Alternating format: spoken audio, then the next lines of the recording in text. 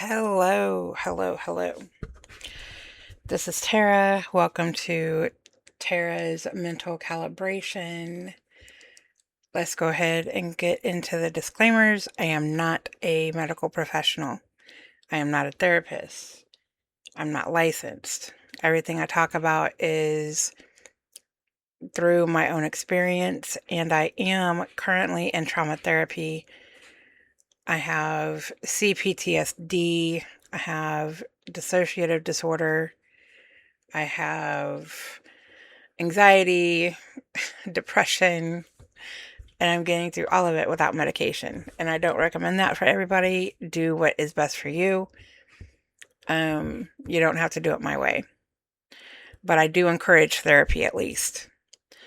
And going into the trigger warning, I may talk about things you don't want to hear about, or you may hear some things that hit close to home, or you just might not like my story that I'm telling. So use your discernment as to whether you want to continue listening or not. So, with that being said, today's episode is about forgiveness. It's been really thick on my mind lately. What makes you forgive? I know that my former self would forgive because I felt like I had to be the bigger person. I always had to understand somebody else's story as to why they do the things that they do. It could never be just because they did some fucked up shit. There's always an excuse behind why people do what they do, myself included. And instead of just like taking a step back and looking at it and saying, does this situation deserve my forgiveness? If the answer is no, why do you forgive? And this is me asking myself that question. Why do you look away when you know that you're not in a spot to forgive? I do feel like when people forgive genuinely, they are in a semi-healed space. They can either separate themselves from the situation to where they don't have to deal with it anymore, or if they're not able to separate from the situation and they still have to deal with it, how do you forgive a person that continuously does bullshit?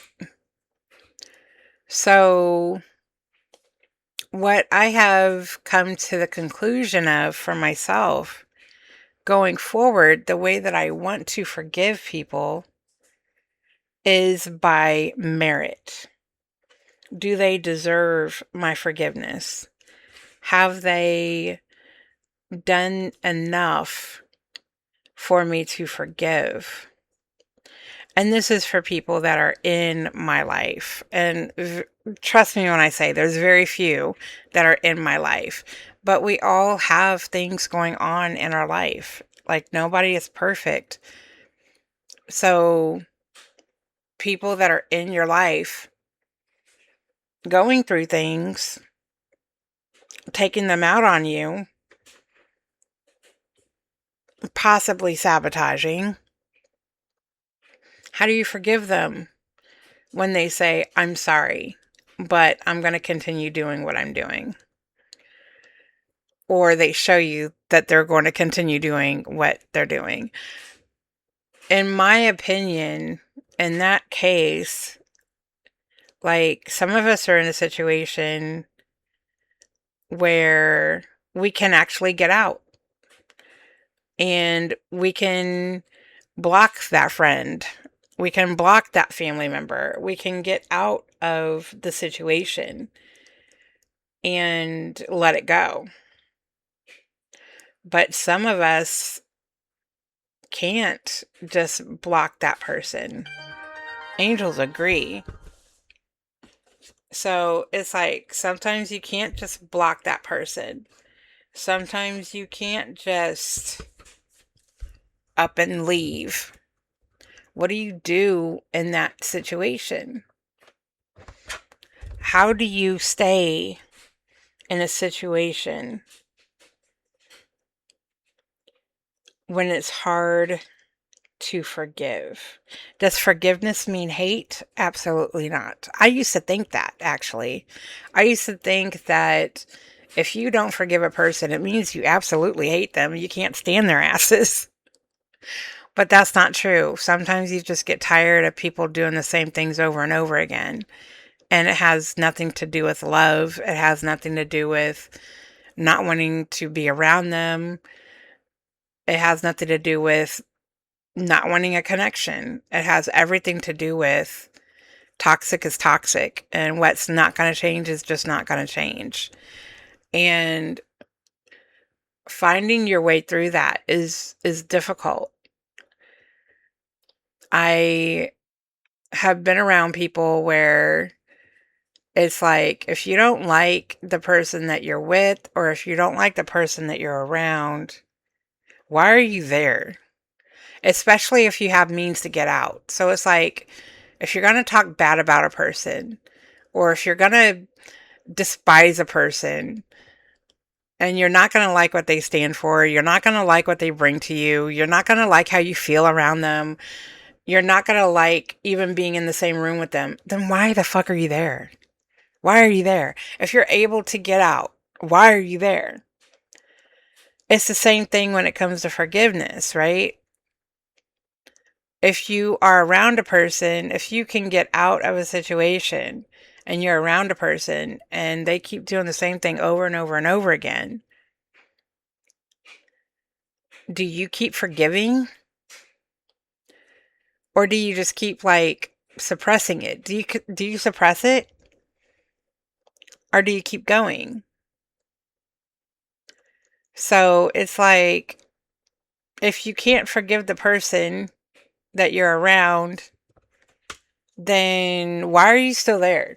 Why are you so connected? Why? If you can't say anything or feel anything nice, then why? Now, for some people, you can't get out. Maybe you're a teenager listening to this and you're dealing with your parents or a teacher, or, you know, maybe you're a sibling still trying to hold on to having a relationship with your brother or sister. Or maybe you're in a fucked up relationship where you just can't get out.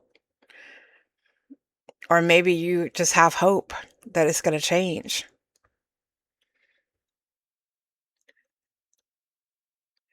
I know that for me,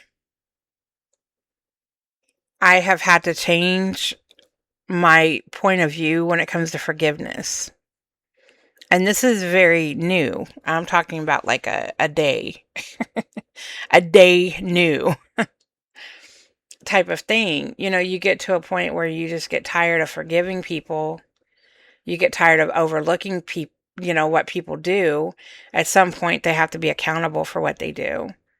At some point, they have to be accountable for what they say, for their, you know, how they act,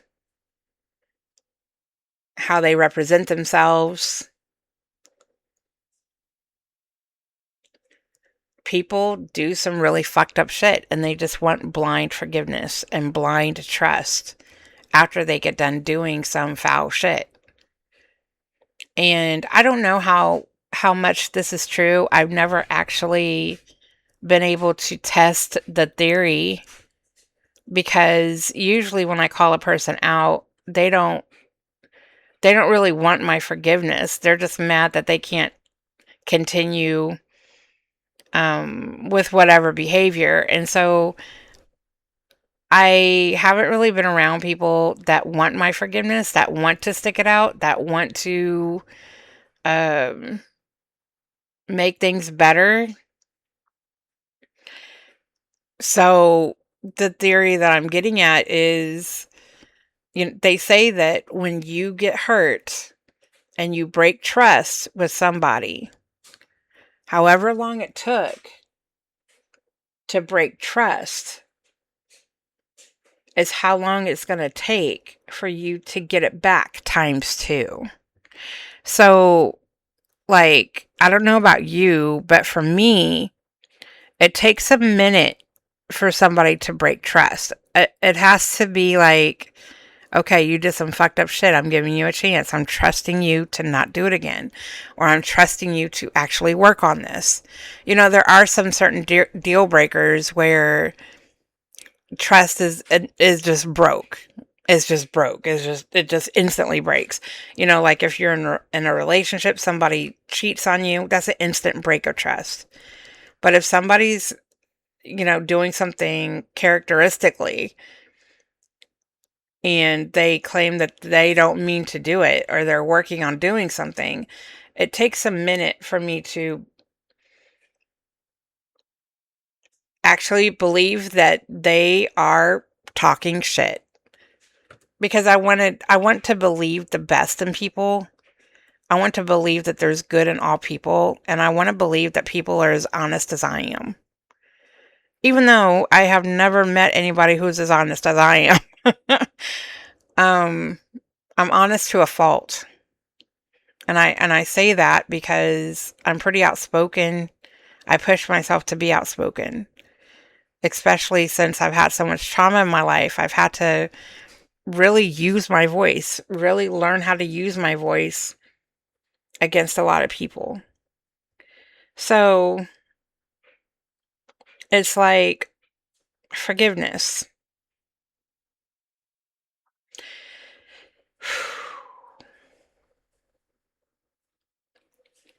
For me, I am now learning to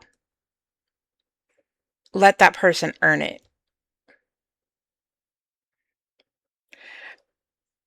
Going back to the theory thing, because I just kind of trailed off a little bit. So let's say I'm dealing with you and you tell me, I'm not going to slam the door anymore. I'm just not going to do it. And I promise you, I'm not going to do it. And I'm like, okay, I believe you. And then you slam it again. And I'm like, okay, maybe they forgot. They're so used to slamming the door that they're aware that they do it, but they're slamming the door again. And so you do it like a third time, fourth time. And I'm like, what happened to you saying that you're not going to slam? Oh, I didn't even realize I was slamming the door. You're right. I was slamming the door. I'm going to be more mindful. And then it's like, I still wait for you to let it kick in because you're so used to slamming the door. You've done it every day for your entire life. So it's a hard habit to break. And I get that kind of stuff, you know, like I understand. But let's say you do it again, like 20 more days in a row. And I'm like, okay, I'm just gonna say that you're not gonna do it. You're not gonna stop slamming the door. So now my trust is broke within you because you weren't honest with me and saying that you can't stop slamming the door. So if it took 20 days for you to break that trust to where I don't believe what the fuck you say anymore, theory has it that it's going to take 40 days of consistency of you not shutting that door or of you not slamming that door to get me to believe that you mean business. So just imagine if that goes on for years. Especially somebody like myself who is like, okay, I'm giving you some time. I'm giving you time. I'm giving you space. I need to see progress. And you don't stop yourself in the moment. You don't stop yourself in the heat of the moment. And it takes you 2 years to break trust. Are you willing to go ahead and put back in 4 years of being consistent? Now let me go ahead and spin that around. If it were me, the type of person that I am, if I do something and it takes me 2 years to break your trust, and if I finally got it, whether you trust me or not, I'm being genuine about being a changed person. So it's not going to be too hard for me to be consistent. It's not going to be too hard for me to prove it because I'm genuinely changing myself. So if I have it in my mind that, oh my gosh, for 2 whole years, I broke this person's trust. It took 2 years. I really don't want to keep slamming that door. I really don't want to do it. So from here on out, no matter what, doesn't matter if this person trusts what I say or not. I don't want to do that to myself. I don't want to be that person myself. That's not who I want to be. I don't want to be a door slammer.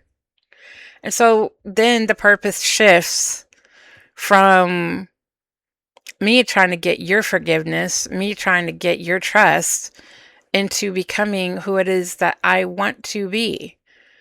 And eventually that person is going to trust me again with my consistency because I am aligning with who I claim I say I want to be. It's really not that hard, in my opinion. So it's like, I also think that people look at somebody and it's like, this person isn't forgiving me, and they get angry because they're not getting forgiveness. But if they take the focus off of what they feel they can receive, it's like you can't become a better person just because somebody is going to pay you in some kind of way. They might pay you with forgiveness. They might pay you with love. You have to start looking at that like that's a perk versus the prize. The prize is you becoming a better person. The perk is them trusting you again. So the focus shifts to becoming a better person. I was having a discussion about, retaliation earlier today. And using the scenario, I have been in situations where I have dated people that have cheated on me. I have been married to people that have cheated on me. Now, those of you that have recognized the podcast or know who I am, I've been married multiple times. One thing I can pride myself for is that I will not stay in a toxic situation. I stay in it long enough, trust me, but I won't stay there permanently. And getting back to the point before I felt like I had to justify myself, I have been in situations where I've been cheated on. And did I cheat back? No. Did I want to for retaliation? Fuck yeah. But let's say, worst case scenario, I did cheat back. I am now becoming them. I am now becoming something I said I would never be. And I let a fucked up individual change who I want to be in life. I don't want to be a cheater. I don't want to live in a state of retaliation. I don't want to